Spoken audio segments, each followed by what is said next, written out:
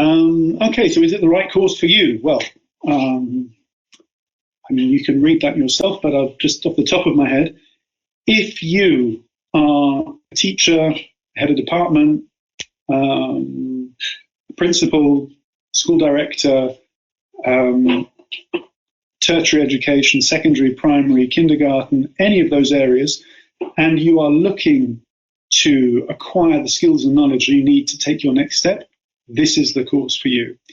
If you are already a director of a school or a principal of a school, and you've got where you've got through hard work and commitment and practical experience, but you know you need the theory and you need the background, then this is the course for you.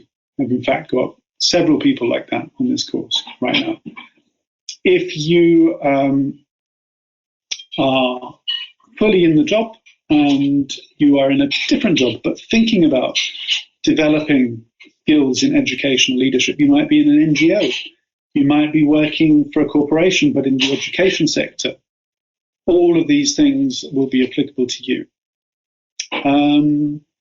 The course offers a balance between strategic focus, theoretical foundations, and practical applications, which is, again, a big strength of this. Many of these master's degrees get criticized because they're very theoretical. You do wonderful work, no criticism of that at all, good theoretical work, very high scholarly level of work. But where's the practical application for your own practice? So that's why this is called MA Leadership in Practice, because that's what the focus is here in this degree, is developing your own practice, not from some book that you've picked up at the airport, but through a rigorous 2-year research and theory-driven master's degree at one of the leading universities in the world. I don't think I've talked about that yet, but Manchester is one of the leading research universities in the world. I think we're currently ranked number 27 in the world. So Manchester sets a very, very high bar, in fact.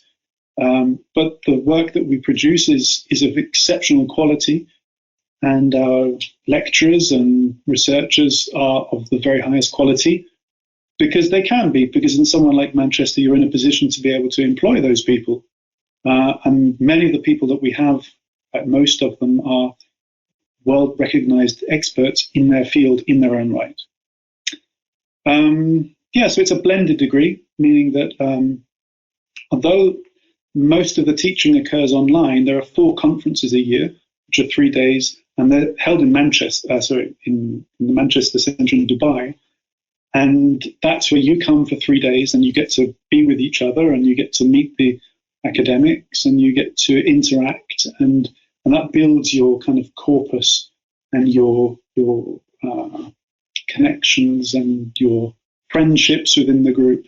Because remember, that's important, right? Those 20 or so people who are in your course, in your cohort, those will be people that you will move forward with on your journey as you move forward, whether you stay in the UAE or in the Gulf or whether you move to different parts of the world.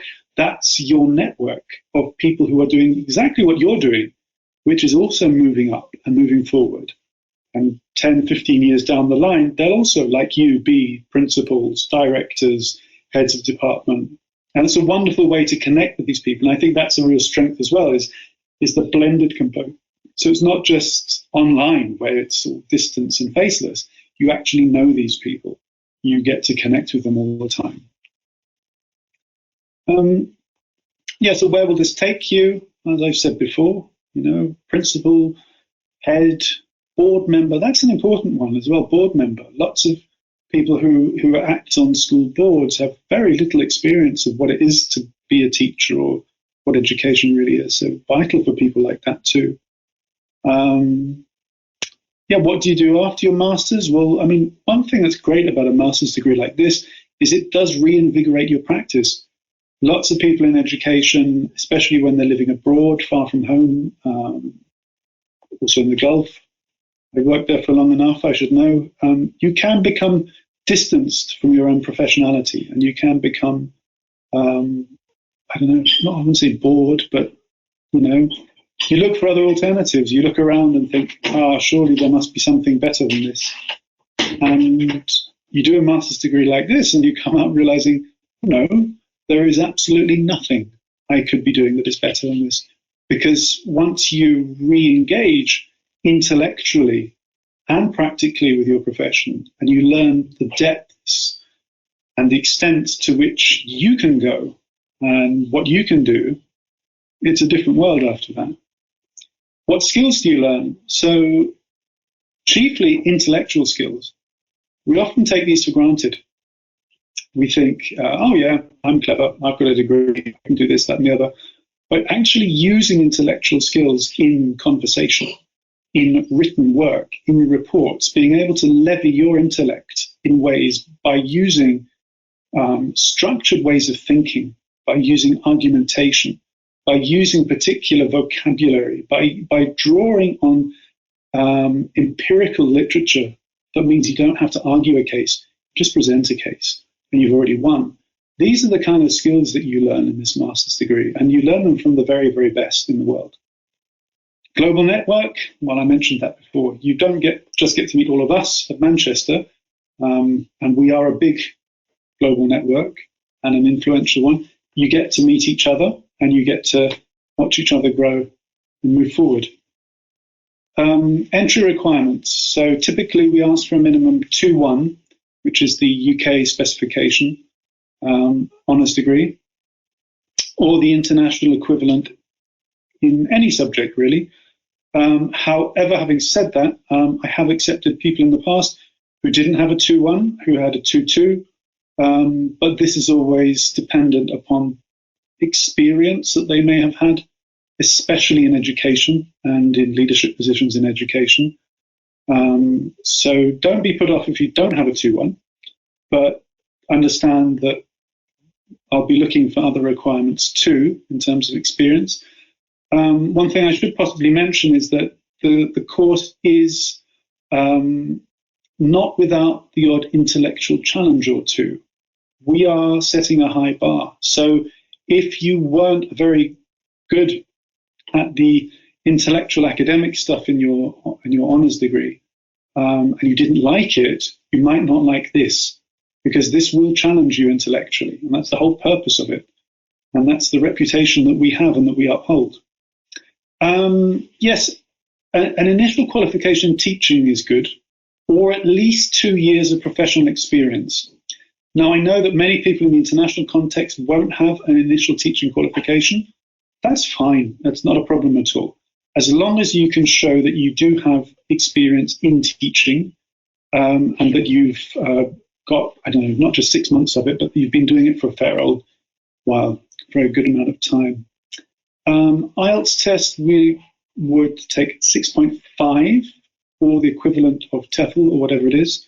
If English is not your first language, of course, if you can prove that English is your first language, that goes without saying. So that's a typical requirement. Intake is this September. So coming up sooner than you think, probably. Right, what's online and blended learning? What support do I have? So I don't know if I'm going to hand over back to Dubai now for this, or do you want me to go through with this? I think this could be something that maybe Dubai might want to talk about. Because,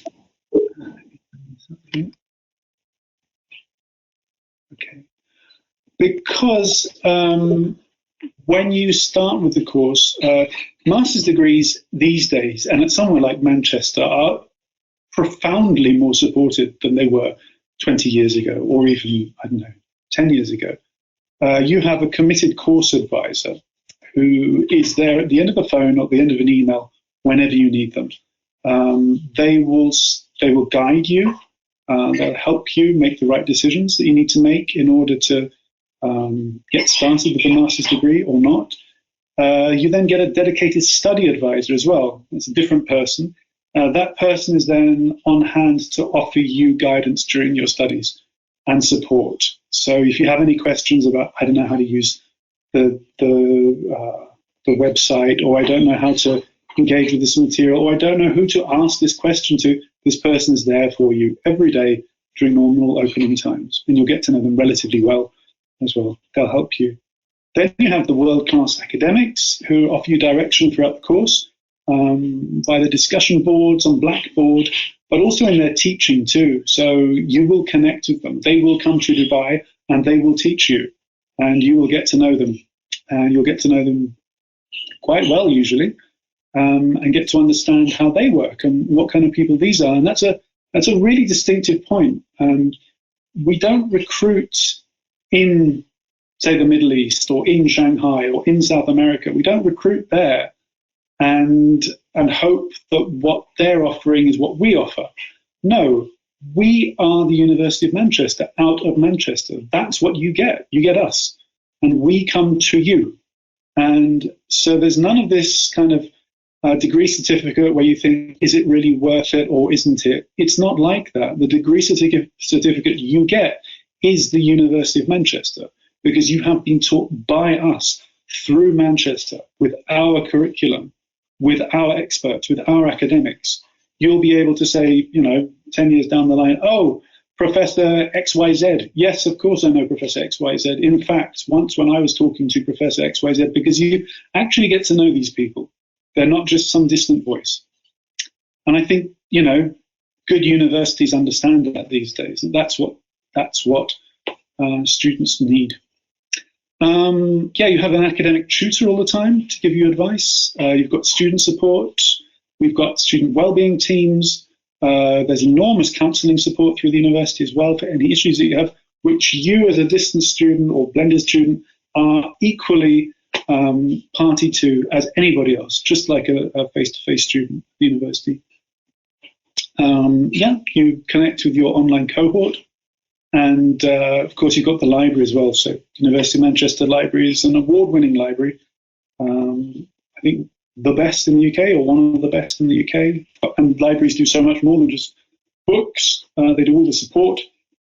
They do all of the scaffolding of learning. Of, many of you might have been out of education for many years. In fact, that's rather typical of our students, is that they've been out. They finished their degree 5 years ago or 10 years ago. One fellow we have, he finished his degree 30 years ago.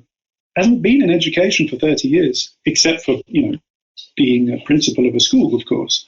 So actually going back to your own practice and learning again how to write an essay, how to write a critical reflection, how to reference, how to think and write critically. These are things that the library, for example, is really great at supporting you with, as well as our academics too. Right, so here we've got the costs of the programme. So the cost is £16,800. That's payable in equal instalments every 6 months. So that would be over 4 instalments. We do offer a limited early bird discount of 7%. And the corporate discounts of up to 15% are also available. You'd have to ask the Dubai Centre about that. There's your regular fee and there's your early bird discount. Right. So it does make a bit of a difference, doesn't it? 7%. Now, of course, you've got the huge advantage if you're in the Dubai Centre, is that all of the conference things that happen, they happen close to you. And because we have a worldwide network, so it's not just Dubai where we are, but we're also in Shanghai, we're in Hong Kong, we're in Singapore, and we're in Sao Paulo. So for many of you who are international educators who move around the world, our centres are also open to you all over the world too, which I think is also an excellent feature. Right, questions and answers in that case. So great. Yeah, there we are. Thank you, Dr. Alex. This was